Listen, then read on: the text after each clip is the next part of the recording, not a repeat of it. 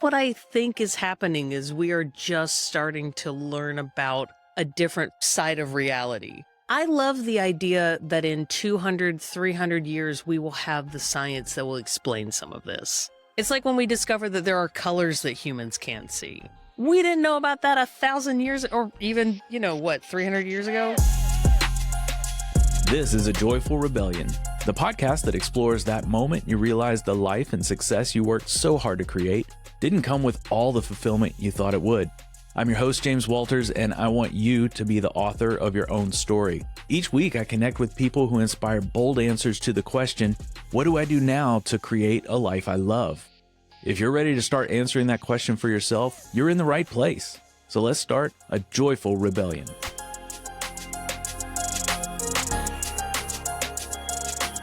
Since I was a kid, I've loved a good ghost story. So a few months ago, when I saw there was a book coming out with ghost stories from a town close to me, I made sure I was one of the first people to get a copy. My guest today is Liz Pardue. Liz and her co-author, Kelly Prestipino, just released their book titled Fuquay-Varina, Ghosts, Legends, and Lore.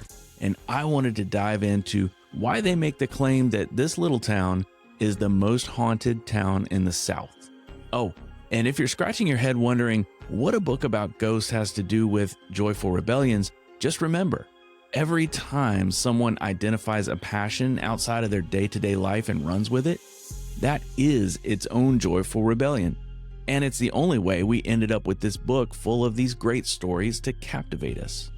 So stick around until the end and I'll tell you how you can win a free copy of their new book.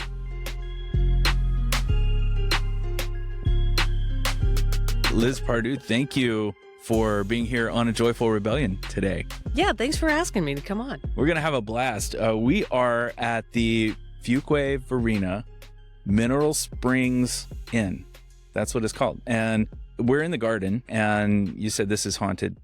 It is. So when this house was built by Dr. Wiley Cozart, who is, I'm just going to jump in. Here we go. Just jump. Yeah. This house was built by Dr. Wiley Cozart, who was the mayor of town, but his wife, Pauline, was a little bit of a guerrilla, rebellious gardener in that when she traveled, she liked to go to historical places like Mount Vernon and the Biltmore Estate and find a very small plant and smuggle it home and plant it in her garden. In fact, there's a bifurcated cedar in the front lawn that she smuggled in a coffee can out of the Biltmore Estate premises, and she would come here back home, plant it, and then propagate it and give it to all of her friends in downtown. So before there was Home Depot or Garden Hut or anything in town, she would provide unique exotic plants around town, and you can still see some of her friends' plants around town. And so when that is hysterical. Right. I love her so much. But when she passed away, people started smelling her around her garden. And I think it's because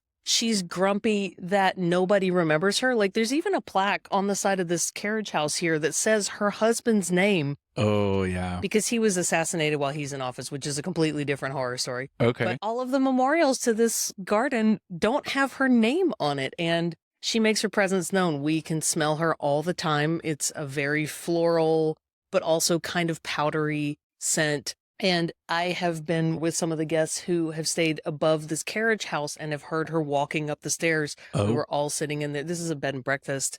And we were all sitting. The door was wide open. We were excited for, the second course of the breakfast to come in. And we heard somebody walking up the stairs and all of us turned around and there was nobody there. No one. Huh.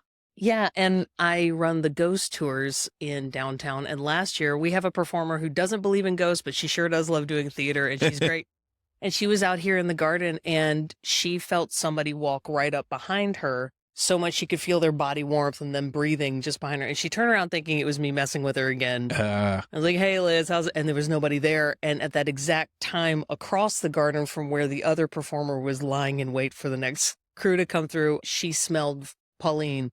And when I came around the block right after the performance, they both were very rattled and said, like, hey, have you been here? I was like, no, I was out here checking on the other crews. What happened? Yeah. So she makes her presence known a lot, actually. And I love that. I love that she's still here in her favorite place, which, by the way, it is a beautiful It is gorgeous garden, and it's always in bloom. And there's always something happening out here. So I'm going to have to take some pictures for when people go to the show notes, they can see some of the photos here. And that story you just related is actually in your book, because that's one of the things I want to talk about. You wrote a book, you have a co-author, and you guys wrote a book about Fuquay-Varina. And I've lived in the area for a long time. I've actually had some family who lived in this town. And in the beginning of the book, I was surprised when I read it, because you said it's one of the most haunted towns in the South. And I've always known it to be the most mispronounced town in the South, like hands down. People call it the craziest of Fuquay, or some things you can't say in front of kids. Right. Yeah. Lots of stuff that people are like, how do you get that out of those little words? But tell me, what was the impetus for the book? Because you'd been here a while, you probably heard some of the legends. And when I read it in the way that you guys presented it, have you always known about these stories? You heard them, or did you come in and start really getting into the history of the town and the stories came out of that? My family's from North Carolina. We've been here for centuries, and I have always been addicted to reading about North Carolina's ghost stories. It's my favorite way to learn history. Okay. I actually put this in my dedication, but when I was 8, my mom brought home a book from Nancy Roberts, and my great-great-great-great-grandmother was in the book. But it's one of those North Carolina ghosts and legends books. Yeah. And that's when I got hooked. So when I moved to town, I actually won a History of Fuquay-Varina book from the Downtown Revitalization Association. Okay, nice. In like the first 6 months that I was here. And there's a lot of really cool local history. And at the time, they were really promoting the lore about how Fuquay-Varina got its name with that love story.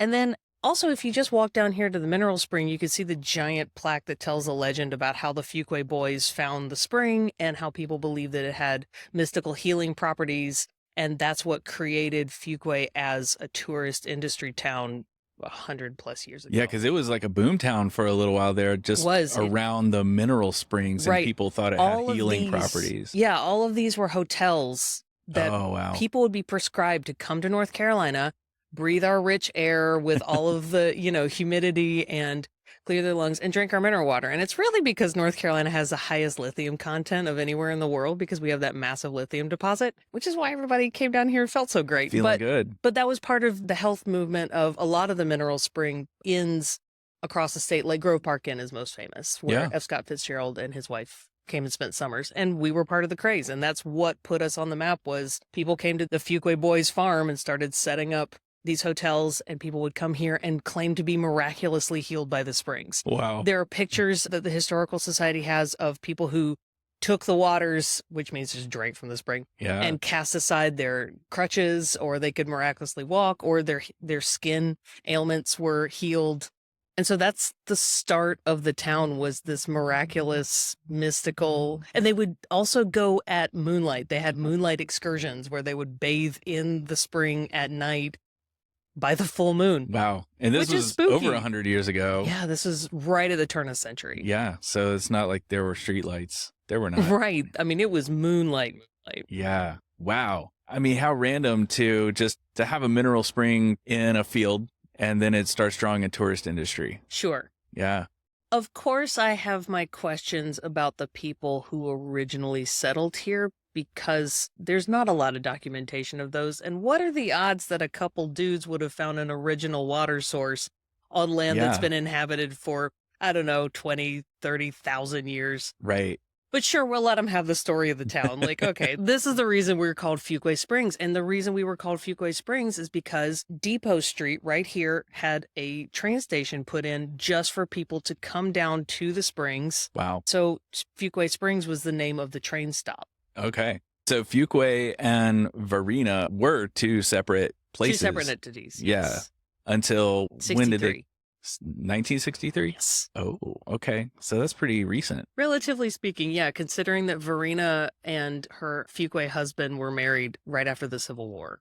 So with the springs, and it really all starts with the springs, doesn't it? I mean, the town starts with the springs, but so do a lot of the legends. So tell us a little bit about what you discovered and what some of the thoughts are behind why the springs make this such an active place for people who have passed on from the physical realm. What's interesting is I moved here, I heard all the basic legends, and I am just one of those people who's always going to ask people that I meet, what's the scariest thing that ever happened to you? Yeah. Like, that's my icebreaker at cocktail parties. I just want to hear your ghost story. I think that everybody's got one. And when I moved here, I just, when I get to know people, I'd ask them their stories and I started collecting them. And I also was asking around on Facebook a few years ago when I started kind of compiling some things and asked in this one group of older people who've lived here for a really long time what their stories were. And my co-author found me. Apparently, she'd been working on the book as well. Okay. She was like, this woman's trying to steal my game. And instead, she slid into my DMs and said, hey, do you want a collaborator? And I said, yes, absolutely. And she is an English teacher and the journalism leader over at the high school in town. And so she was able to help me blend my stories from going to either very theatrical and dramatic or sounding like a book report into one really lovely, cohesive story with all the information. So she'd been doing sort of the same thing, but more in a clinical methodology where she'd go to the History Museum and Historical Society and ask some questions about like the scandals and the murders and things. And I'd just been going in public and asking people their ghost stories. Like I'll show up to a local bar and talk to a bartender and then everybody else at the bar will start chiming in with their stories. And what we found in our research was that the area around the mineral spring is just ridiculously active, paranormally speaking. Wow. What is it about the spring that you think makes it that way? Or what's the hypothesis? Our hypothesis is, and here's the thing, a lot of this I don't have a lot of theories on. I just like stories. Yeah, okay. So I don't have any really strong beliefs until the evidence presents itself. I'm like, well, I guess this makes the most sense. And a lot of people believe in ley lines, which I was always one of those people who's like, yeah, I don't know if that's real. But it's kind of hard to deny. Spring Street, which is right behind us and intersects with the mineral springs, almost every house has a story, and it's hard to ignore that as a complete strip. Now, could it be because they're just in a vicinity and all the houses are on a line, or is there a ley line there? Our theory is that there's something emanating from the springs that makes it that active. There's a house, and we have this in the book, there's a house across the street that I interviewed 3 of the homeowners going back into the late 80s, and they believe it's a portal to the underworld where they will see spirits walking through the house and passing out the back, and then they'll read that person's obituary in the paper the next day.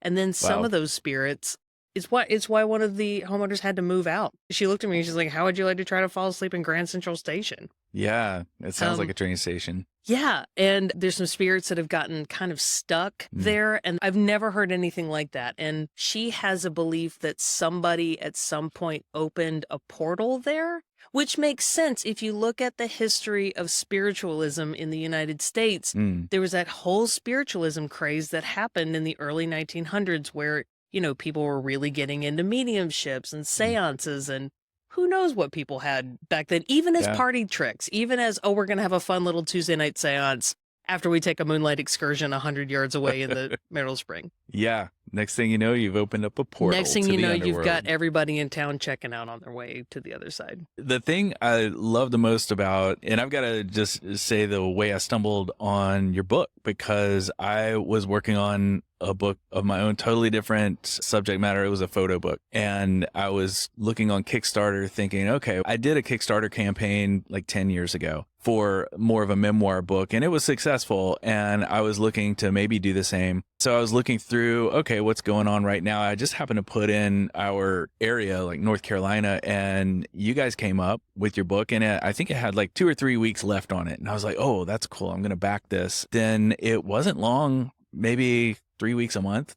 after that you guys were sending books out, and I got to read it. And I hate it when I do this, but it also, I can't help it. But within like 3 hours of getting it, I think I'd read it. I devoured it because it was so interesting. And the thing I noticed that I really appreciated is it's not all stories of people who died 200 years ago. Sure. Because you see that in a lot of, it's a Civil War ghost, or it's a lady dressed in white. Which we do have, but she died 7 years ago. Right. From a overdose, which is such a bummer. But yeah, we wanted to have it as a blend of historical and really recent personal anecdotes. And that's what felt the most like sitting around a campfire just talking with your friends, which is exactly what we wanted. If you read the book all in one sitting, we did our job. I will Yeah. say, when you work for 3 years nonstop on a book, You probably and don't you want to get hear that. no. When you work on a book for 3 years nonstop, and then you get it back from the printer, and it's 100 pages, you're like, next time we're writing fiction, because this is underwhelming. But we had 30 stories in 25 chapters, and we were able to get local art and photography. But yeah, it's something you could sit down and have as a little light meal. Those are the best ones, because the ghost story you were talking about, or the ghost book that was really, really old that got you hooked. What's the author's name? Nancy Roberts. Nancy Roberts. She became known as the godmother of American folklore, which I have a problem with that name, but she was just like me. She was really nosy, and she learned all of these North Carolina legends, and her friend Carl Sandburg said, hey, you should really make an anthology. And her first book came out in 1963. It's called Ghosts and Legends of the Old North State. Okay. I know that because I have it. Yeah. And it's like 10 stories. Okay. And it's an 8 by 11 book. And it's as thin enough to be like a large pamphlet. Gotcha. And her husband took pictures. And it's just a really nice little anthology. But I liked anthologies where I could just sit down and get a really quick story. And yeah, just get a bite and then come back when you're ready Sure. for some more. Do you have a favorite story in the book? My favorite ones are the ones that happened to me. Yeah, okay. Yeah, tell us what you've seen. I'm trying to decide which one, because I changed some names in the book. The one that happened to me that was the scariest that I cannot explain is called The Homecoming. Mm-hmm. I was a teacher at Central Carolina Community College, and I was commuting. And this was 15 years ago, back when there was nothing between here and Sanford. So I would take 42 to work, and it was late winter. So I think early March, maybe into February, but it was brown and gray and depressing outside. And I was driving to work, and it was sprinkling outside, and it was about 5 o'clock in the evening. And I'm heading south, and I see a girl walking along the highway just south of Duncan Junction and just north of Corinth. These are just little tiny townships. They're not even incorporated. And we are in the middle of flat, gray, nothing, horizon only fields. Everything is barren. And I pass her coming north. So I do a 3-point turn, and I turn around, and I pull up right next to her, and I roll down my window, and I hand one of the extra umbrellas that I keep in my car for just such an occasion.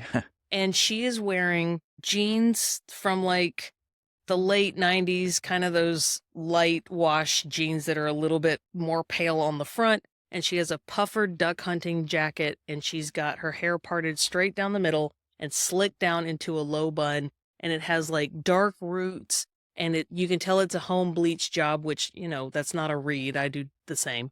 And she's got dark black eyeliner, and she looks like she's between 19 and 21. Okay. And I lean over, I'm like, hey, you can take this. And she just slowly leans down and just shakes her head no. And I'm like, no, for real, girl, it's pouring out here. It's cold. I can see both ways. She's got at least a mile before she gets anywhere she could turn off or be warm. Let's just take this. Wow. And she looks right at me and just kind of stands up and starts walking. I'm like, okay. I probably curse a little. Okay, whatever, girl. Yeah. So I pull up 10 feet around her, do another U-turn, and she's gone.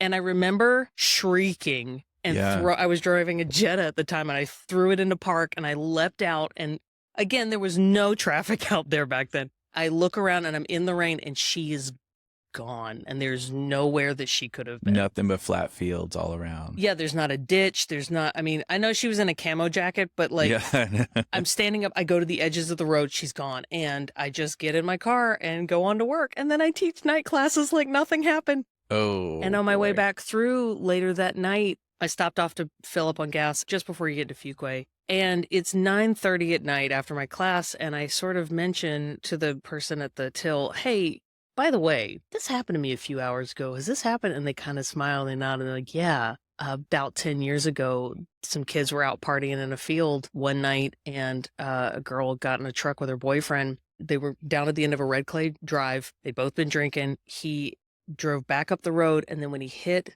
the highway, his back tires fishtailed because they were caked with red clay, and he fishtailed and flipped his truck into a ditch, and she passed.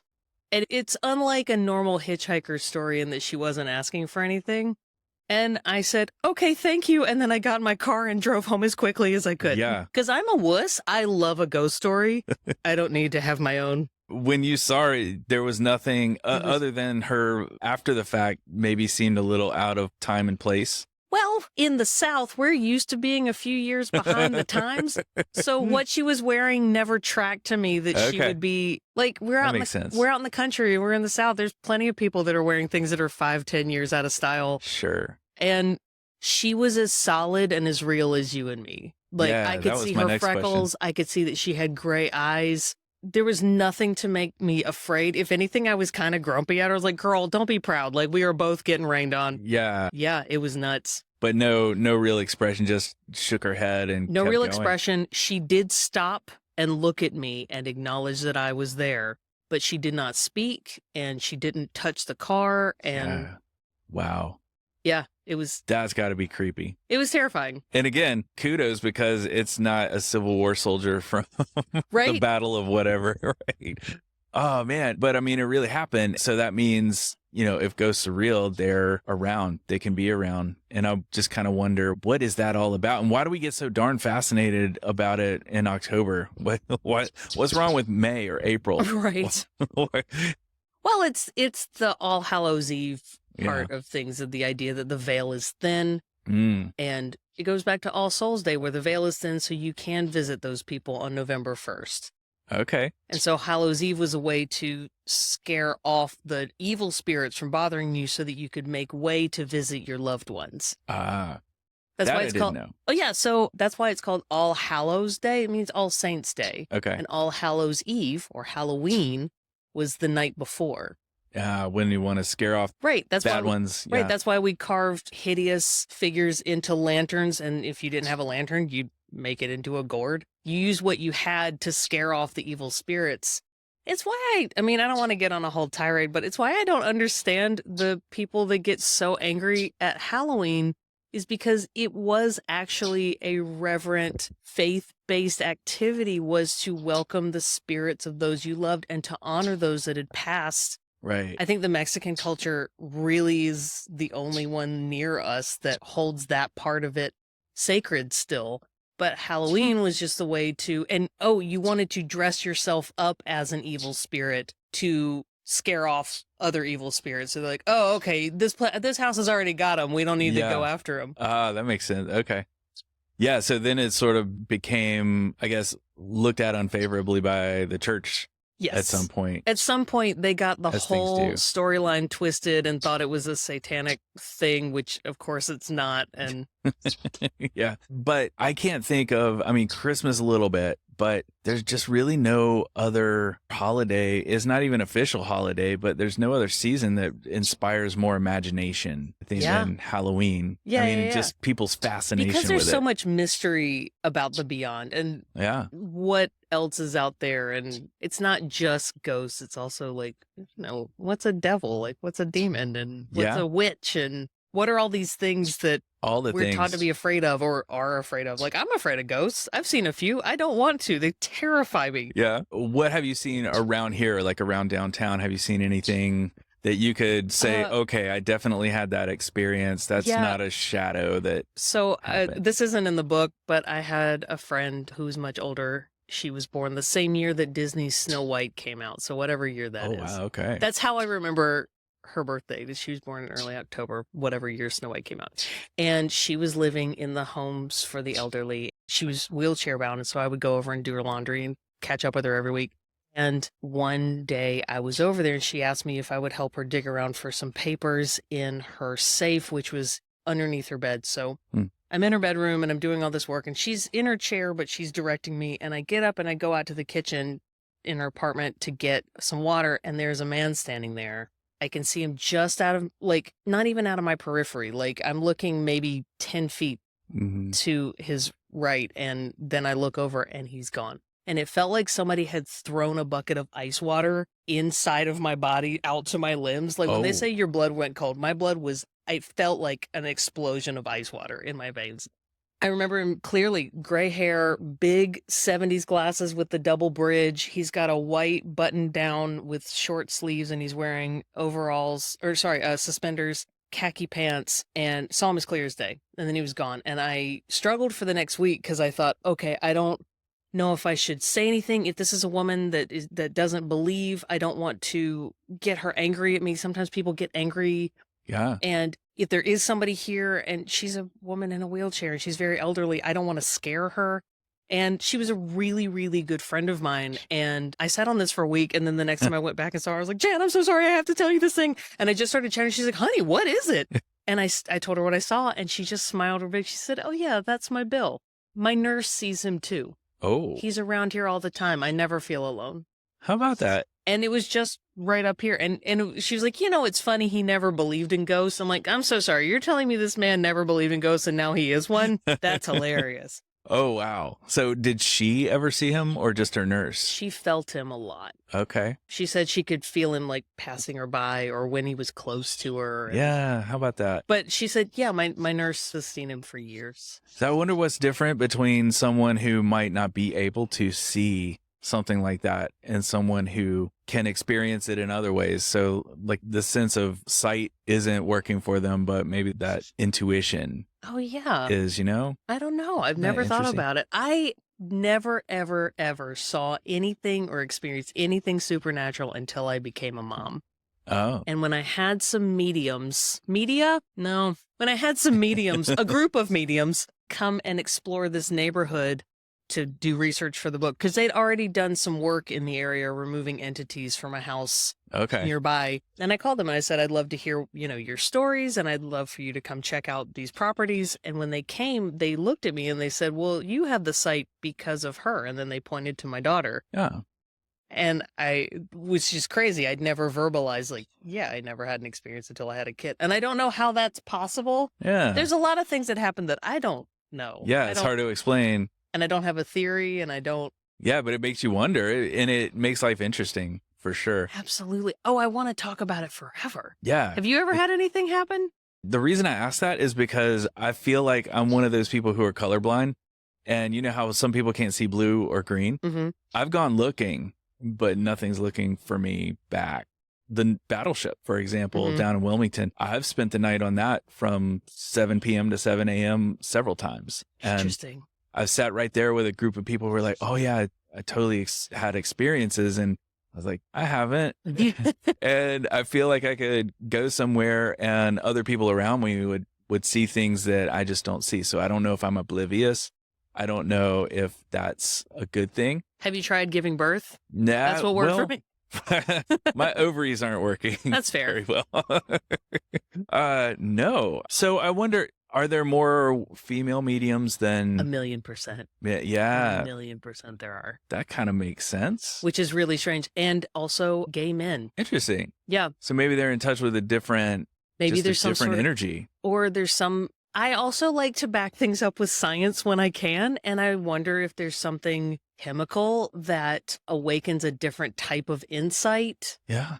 But that doesn't answer the gay men thing. I don't know. I don't.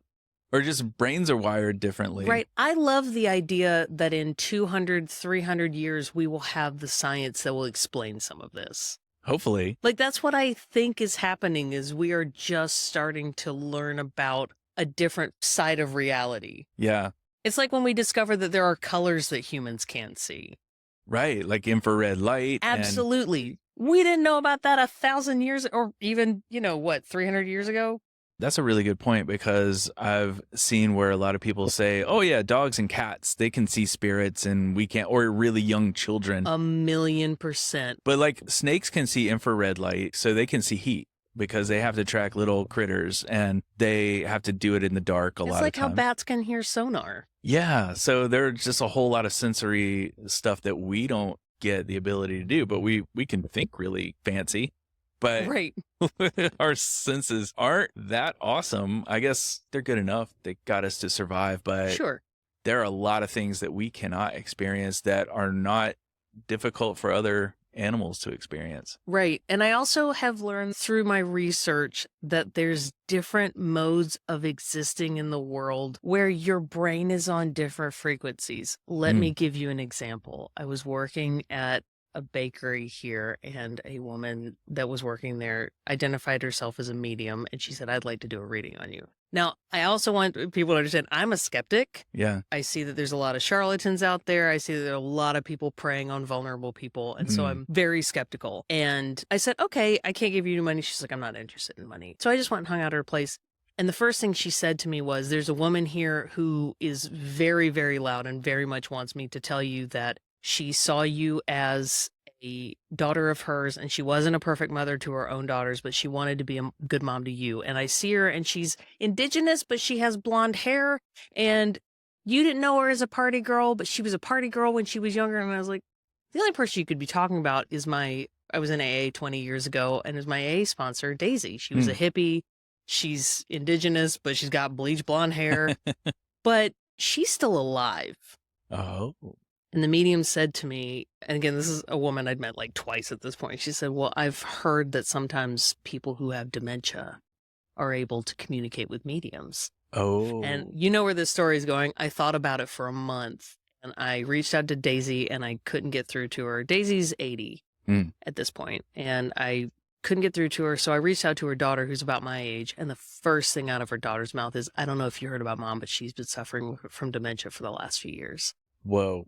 And I was still on the phone with her daughter and texting this girl who was a medium. I was like, you are not going to believe this. And she's like, that I can't believe. Like, I like her as a medium because she also is like, I don't know what this is. I just know I can do it.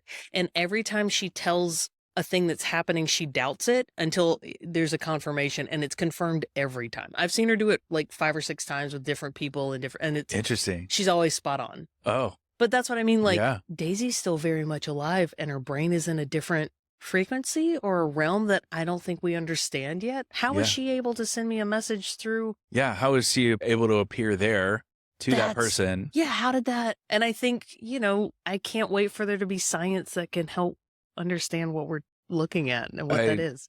Or is it always constantly moving around so that we don't figure it out?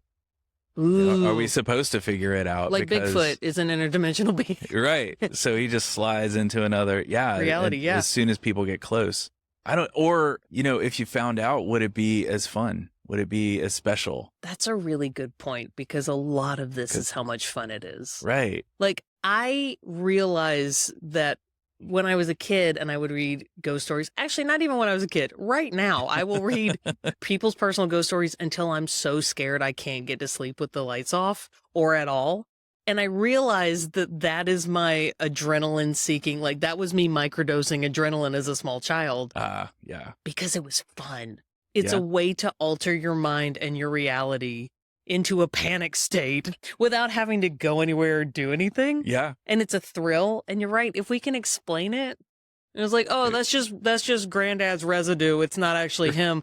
Like, that's not as much fun as like, my grandfather visited me when I was pregnant with my firstborn, and he lurks in the shadow, There's so many good stories. And I might take the stories out of it, because so many of these things are just really good legends that have maybe a little bit of, I'm not really sure what happened there, but the legend is pretty cool.